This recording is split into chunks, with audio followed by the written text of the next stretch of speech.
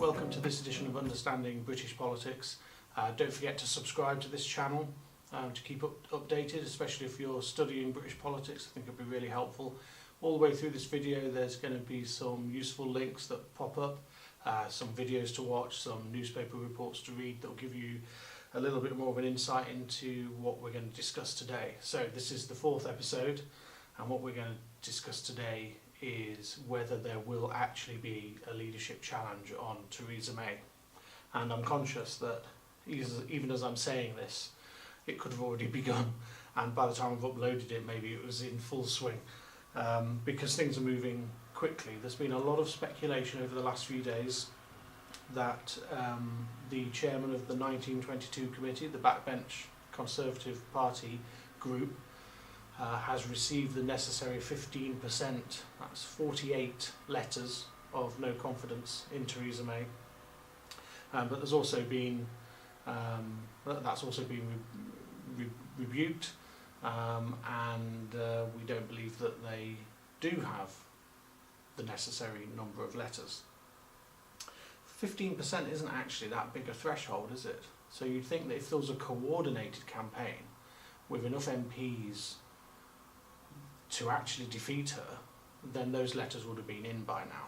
So my suspicion is that if there is a leadership contest, or if there is a vote of no confidence on Theresa May, if those 48 letters do come in, it is more out of frustration rather than a coordinated campaign to get rid of her.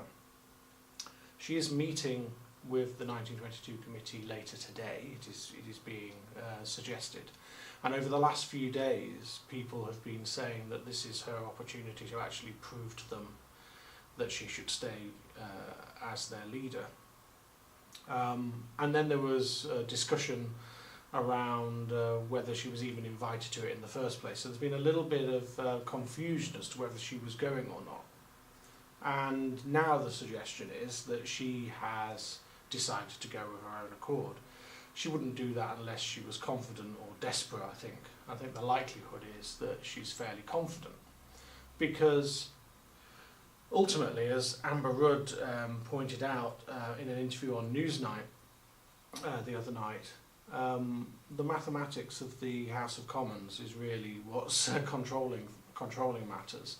And of course, since the 2017 general election, the Tories have lost their majority, and so all of the mathematics within the Conservative Party has become narrower. So getting a vote of no confidence is one thing.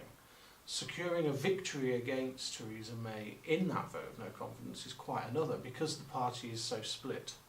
So there's no guarantee. In fact, I think it's likely that she would win. And then what do the people that want rid of her do then? If she ends up with quite a resounding victory, then she carries on actually in a more powerful position. If she wins by a narrow margin, then she carries on stumbling on and you're back to square one. But there's also another possibility. What if she loses and there's a leadership contest?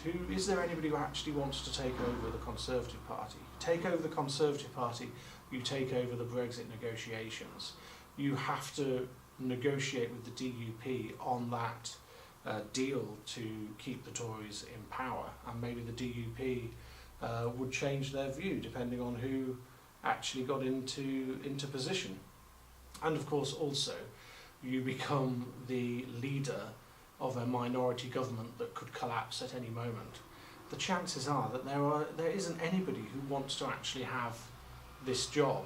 Meanwhile, the tensions around the fact that nobody wants her in power, particularly, or at least there are significant numbers of people within her party who are frustrated with her, let's put it that way, is leading, and the fact that they don't have the mathematics to actually get rid of her, and if they did, they run the risk of a general election and Labour coming into power, means that the tensions within the party are spilling out in very strange ways. So you have language at the weekend around the leader being knifed and how she should bring her own noose to the meeting later today. It's all very, very unpleasant, and it's not unusual for the Tory party for it to be unpleasant. To be honest, they are really rather ruthless with their leaders at times.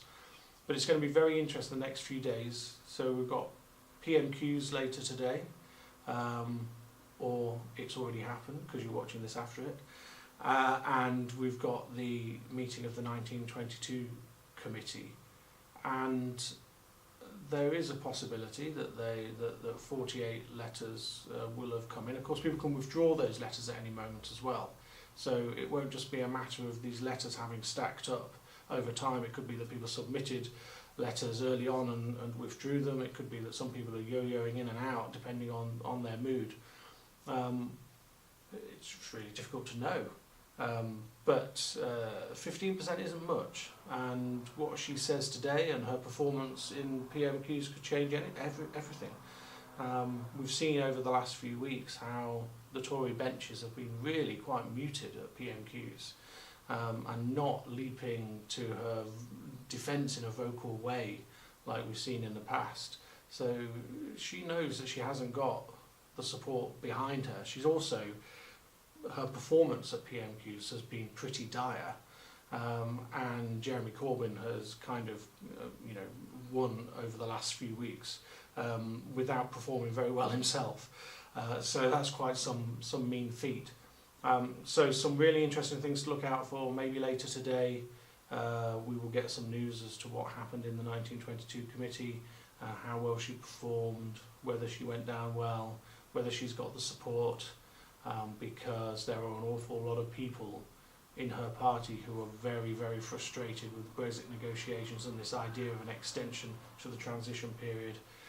And so, yeah, we will find out. I mean, it could be really interesting times. If there is a vote of no confidence, then it really just depends on whether she wins that or loses that as to what happens next. If she loses it, then there's a leadership election. But there's a long way to go before then, and I'm sure we'll have a chance to discuss that some more in the future if it comes about. Okay, so please subscribe to my channel and keep up to date with British politics. Make sure if you're studying British politics you do plenty of reading around these issues. Check out some of the links I put into this video, and I'll see you next time.